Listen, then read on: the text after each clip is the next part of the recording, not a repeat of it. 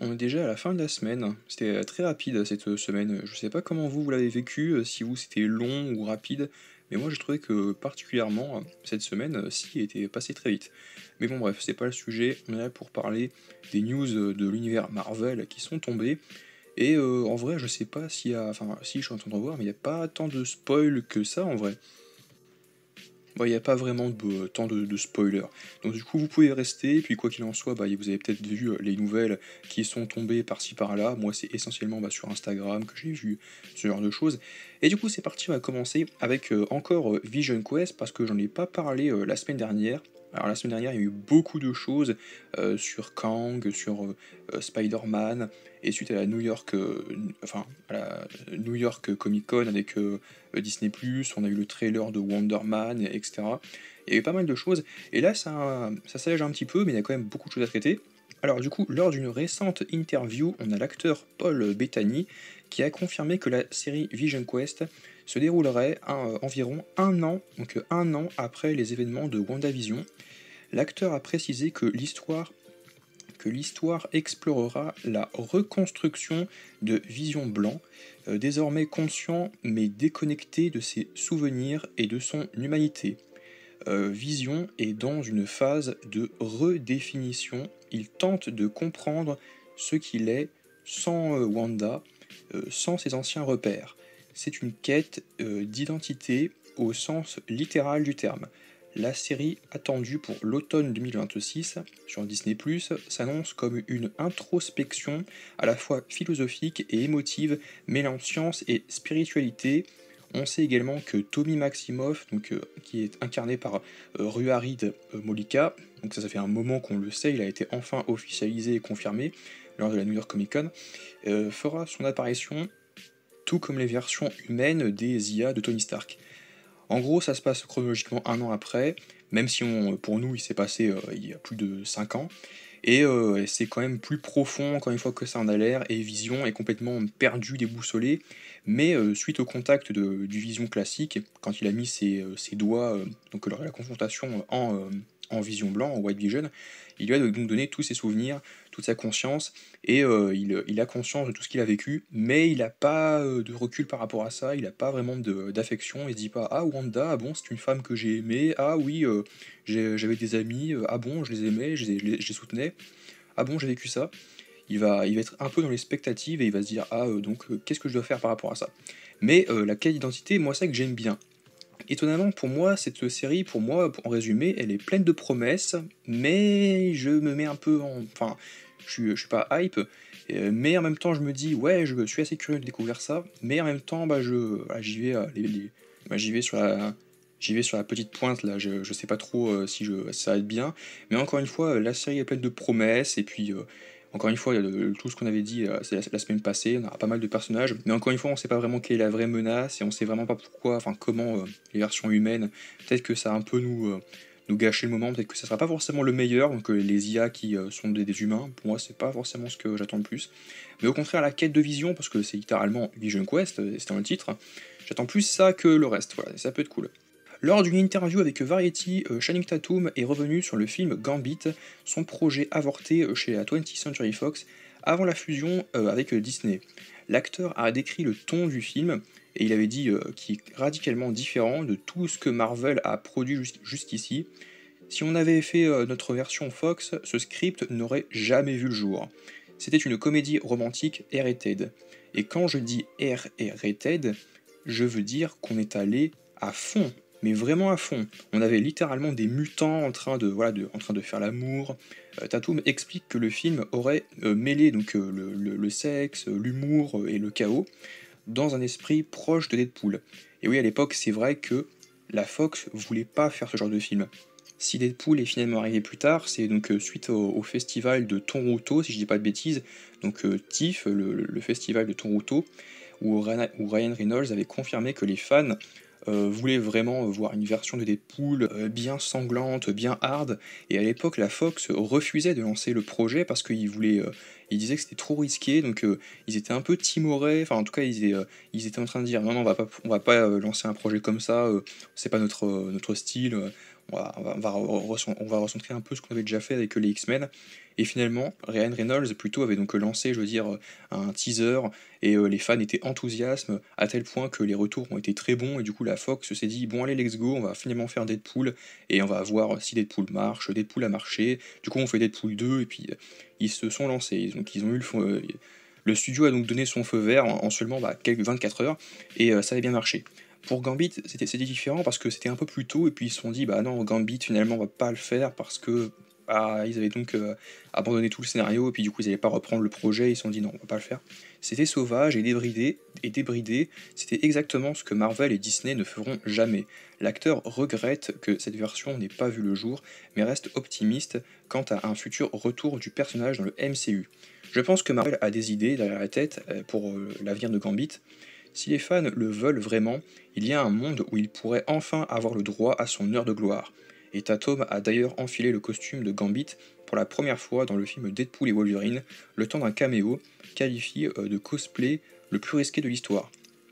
C'est vrai que c'est un peu pas trop, c'est même pas du tout satisfaisant ce qu'on a eu avec Channing Tatum en Gambit dans le film Deadpool et Wolverine, parce que c'est vrai que c'était cool le néant de voir quelques personnages et mettre un peu de contexte en disant ah mais il y avait aussi ce personnage là mais il est plus là parce qu'il a été tué, mais il a cette espèce comment dire d'engin qui est très cool, il y a cette arme qui est très cool, qui fait référence à des comics, mais c'est vrai que c'était assez sympa de voir Gambit par-dessus ça, parce que c'était un fan, comment dire, c'est l'acteur était rattaché au projet pendant très très longtemps, et après Mahershala Ali, c'est vrai que pareil dans Blade, ça fait très longtemps qu'il est investi dans le projet, mais voilà, c'est vrai que c'est trop long, quoi, c'est trop long, et puis le projet est catastrophique, mais on va en parler tout à l'heure, parce que finalement c'est peut-être un mal pour un bien, mais toujours est-il que c'est vrai que Channing Tatum, je l'ai pas trop aimé, je l'ai trouvé un peu vulgaire à un moment, et après il était stylé chez Cassandra, mais voilà, il savait pas grand-chose à l'histoire, contrairement à d'autres persos, enfin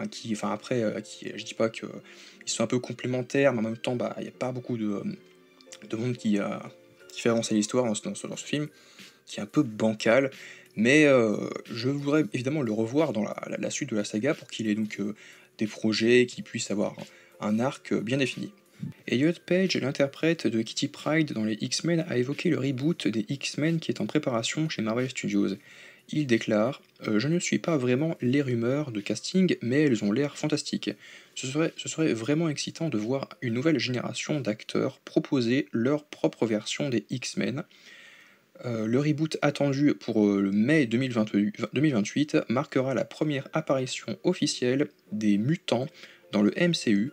Marvel souhaite offrir une approche plus fidèle aux comics, centrée sur les thèmes d'identité, de tolérance et d'évolution, tout en gardant l'esprit des films originaux qui ont marqué toute une génération.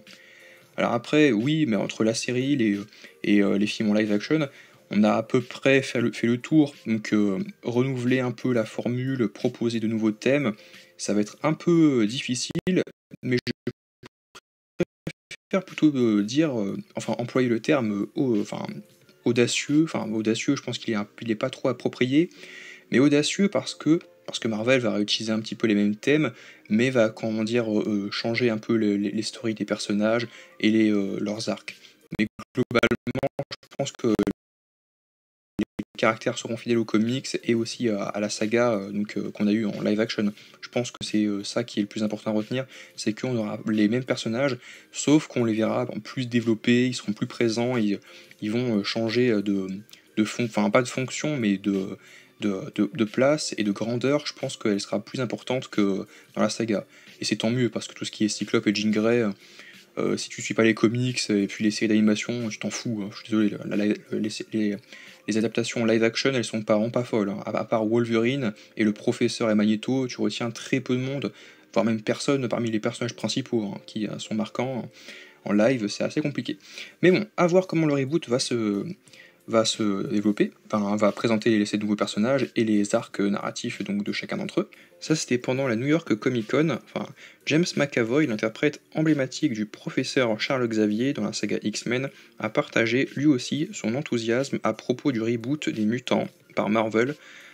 Honnêtement, j'ai hâte de voir ce qui va se passer. J'étais très fan avant d'être employé et je redeviendrai fan après. L'acteur a aussi tenu à rendre hommage à Hugh Jackman, alias Wolverine, en soulignant à quel point il reste irremplaçable dans ce rôle. Quant à l'intelligence artificielle, aura pris le contrôle et jouera tous les rôles, quand il n'y aura plus d'acteurs, eh bien Hugh Jackman sera encore Wolverine. Même l'IA dirait bah non, lui, il l'a. C'est imbattable, c'est indéniable. Donc du coup, il admire beaucoup l'univers des X-Men et Wolverine. Le reboot des X-Men prévu pour mai 2028 marquera l'arrivée officielle des mutants dans le MCU, bien que McAvoy ne fasse pas partie du projet. Pour l'instant, il reste profondément attaché à l'héritage de la franchise et impatient de découvrir la nouvelle génération de héros. Evan Peters, lui, veut reprendre son rôle de Quicksilver dans le MCU. C'est un personnage tellement fun et il y a beaucoup à explorer.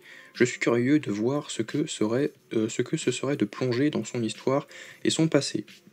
Et oui, parce que même si c'est vrai que le personnage est très cool dans les films X-Men, donc de la Fox, qu'on a eu dans les années 2010, et bien c'est vrai que c'est vrai que c'est clairement un des personnages les plus cool, les plus iconiques de ce préquel ou de ce petit préquel.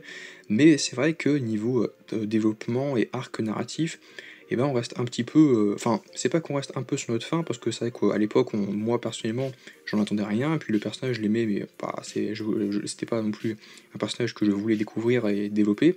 Mais c'est vrai qu'il y a la matière, et on sait d'ailleurs en plus qu'il serait peut-être dans Doomsday Secret Wars, puisque donc selon les rumeurs, l'acteur reviendrait pour jouer donc le fils de Magneto, et puis le frère d'un variant de Wanda, qui serait donc bien de retour.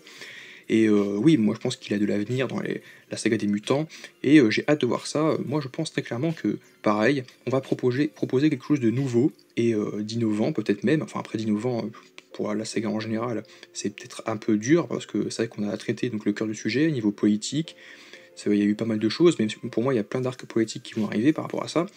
Mais concernant Evan Peters, moi je veux bien qu'il revienne en Quicksilver, et je pense qu'il y a la matière pour un développement et puis un arc sur lui, et j'ai très hâte de voir ça. Selon Entertainment Weekly, lors d'un panel de Matrix Réunion au New York Comic Con 2025, l'acteur Lawrence Fishburne a exprimé son envie d'incarner Charles Xavier, alias le Professeur X.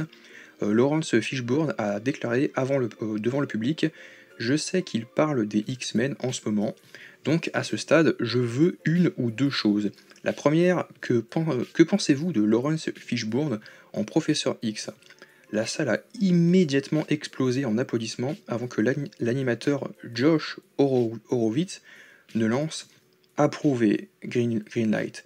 Pour rappel, Fishburne n'est pas étranger à Marvel, il a déjà joué Bill Foster, donc alias Goliath dans Ant-Man et la Guêpe, prêté sa voix au Silver Surfer en 2007 et au Beyonder dans Moon Girl and Devil Dinosaur, donc le dinosaure, enfin Devil Dinosaur. Après, moi, mon cast à moi, ce serait plutôt, comment dire, Bryan Cranston, parce que déjà, ça fait donc des mois et des mois que je parle de Bryan Cranston, et en plus, on avait fait une vidéo comme quoi il y avait des rumeurs qu'il serait envisagé pour jouer le professeur Charles Xavier. Et puis d'autre part, il y a Lawrence Fishburne, il a joué déjà beaucoup de personnages dans l'univers Marvel, quoi. Il a joué au moins 3 4 personnages, donc c'est déjà énorme, quoi. Je sais pas qu'il y a combien. Enfin, beaucoup d'acteurs ne peuvent pas en dire autant, quoi. Donc d'avoir joué autant de personnages dans l'univers Marvel.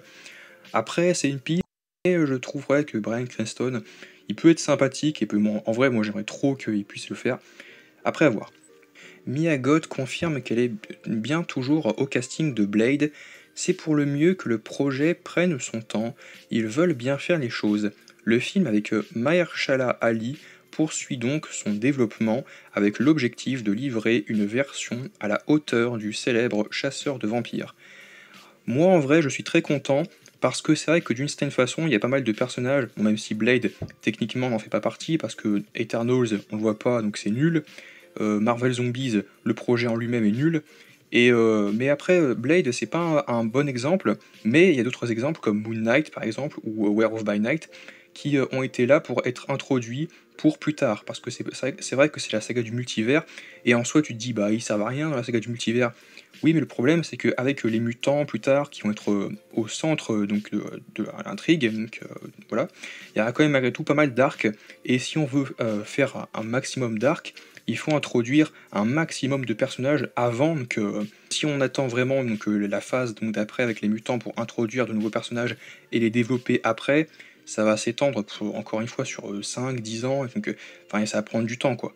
Et Blade, même si c'est vrai qu'on l'attend le film depuis très longtemps, moi je préfère qu'il ne sorte pas maintenant, parce que de toute façon c'est trop tard pour le sortir avant Secret Wars, de une, et de deux, du moment que le film promet d'être incroyable, excellent, c'est tant mieux que le projet prenne son temps. Moi je préfère que le projet prenne son temps pour qu'on ait vraiment un projet qualitatif après, plutôt que de le bourrer, allez c'est bon on n'a pas le temps, on fait le projet, on le sort pour qu'au final ce soit vraiment très nul quoi. Moi, je préfère que Blade, c'est un projet trop précieux. Enfin, c'est trop précieux. Donc, si faut le faire sortir, il faut vraiment prendre le temps au niveau production et organisation et qu'on puisse avoir un très bon film dans les prochaines années. En plus, Mia Goth est l'une des actrices qui est à l'affiche du prochain film de Guillermo del Toro, donc Frankenstein avec Oscar Isaac. Donc, Frankenstein réalisé par Guillermo del Toro, qui était donc le réalisateur de Blade 2. Voilà. Et du coup, Mia Goth est dedans, et dans Frankenstein. Ça sert à rien, mais je voulais le dire. Ensuite, Michael Waldron nous parle du coup de Glenn Powell, qui pourrait être un cast parfait pour jouer Nova dans la série Nova, qui lui pareil, Nova, donc qui est prévu pour la saga d'après, donc le côté un peu cosmique. Et Nova, c'est vrai que ça fait pas mal de temps qu'il doit être en développement, parce que je crois qu'on en avait entendu parler il y a de cela quelques ans, quelques années. Il n'y avait pas une Comic Con où effectivement, là, il y a quelques temps, où ils avaient donc teasé Nova, enfin je ne sais plus, mais quoi qu'il en soit, c'est vrai qu'on en a pas reparlé depuis très longtemps. Mais Glenn Powell, j'ai l'impression que pareil, c'est pas la première fois qu'on parle de lui.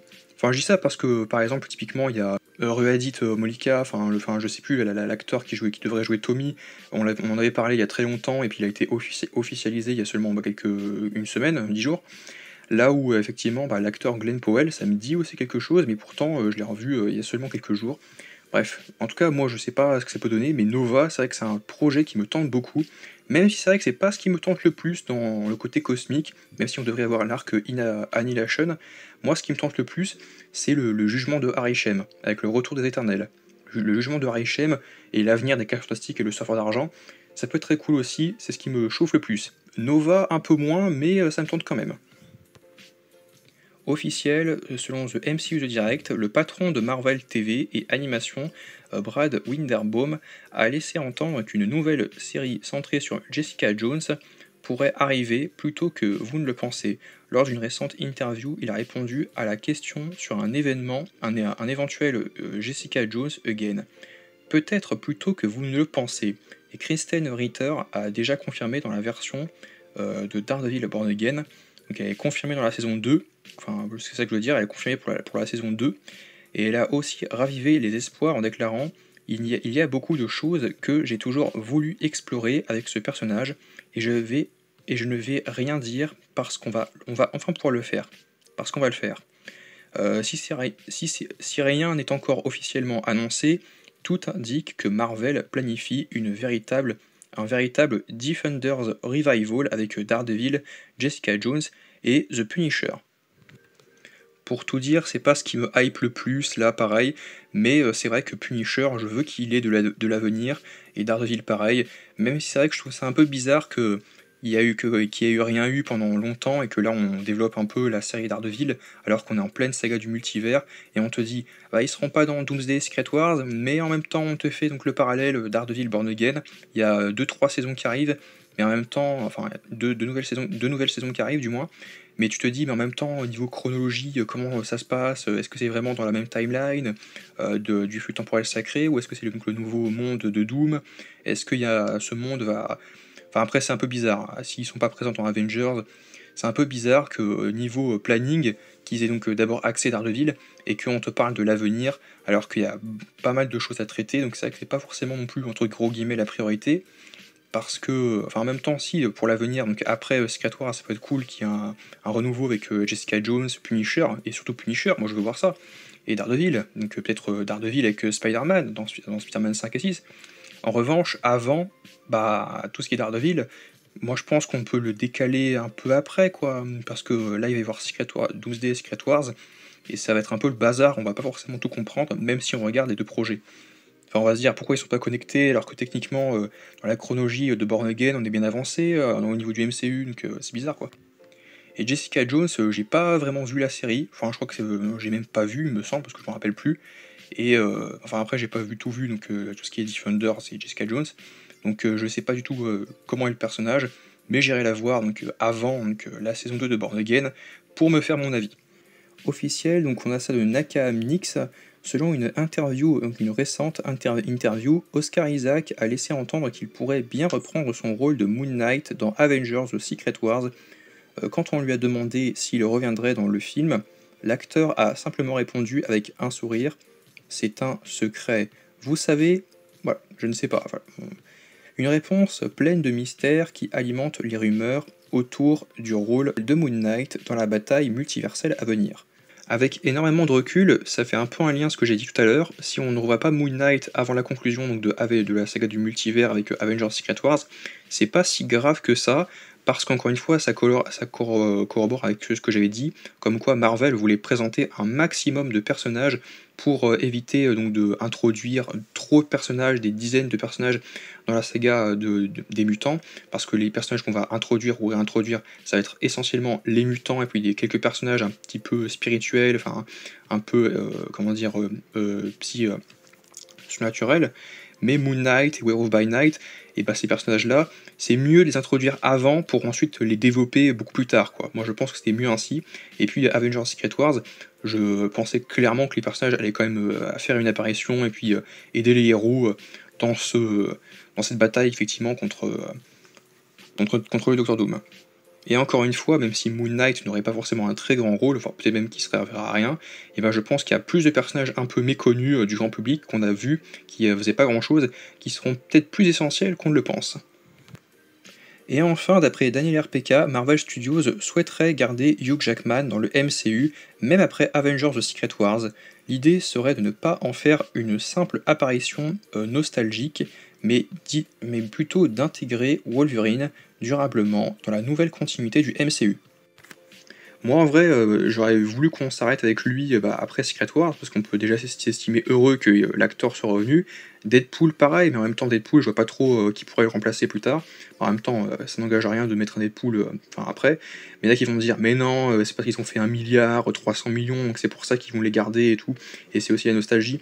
En vrai, moi, c'est vrai que ce que j'aurais voulu, c'est que j'aurais pas été contre qu'on retire Wolverine pendant tout le début de la phase 7, la phase 7 et 8, et qu'on recaste bien plus tard un autre acteur qui à l'heure actuelle est un peu jeune, quoi. Et moi ça m'aurait même pas choqué, mais en même temps c'est vrai que tirer sur la corde comme ça à longue, ça va être un peu usant, même si on va les apprécier dans Doomsday Secret Wars, ça va être trop cool de les voir, ça va être un rêve de gosse qui va se réaliser, qu'on rêvait ça depuis Infinity War Endgame, moi je voulais voir ça. Mais post-Secret Wars, je sais pas trop, hein, personnellement, à voir. Mais Deadpool, je suis plus chaud parce que c'est vrai qu'en soi, et en même temps non, mais moi j'aurais voulu qu'on les recaste après, je veux dire. En tout cas, n'hésitez pas à dire ce que vous en pensez, et on se retrouve à très vite pour une nouvelle vidéo Marvel critique en ma compagnie. On va parler de Camelot la semaine prochaine, enfin peut-être pas tout de suite, mais peut-être le week-end prochain on parlera de Camelot. On va pas revenir sur la saga Camelot en général, et puis les séries, et la série et puis le premier volet. On va parler directement du deuxième volet, et puis faire des théories sur la deuxième partie de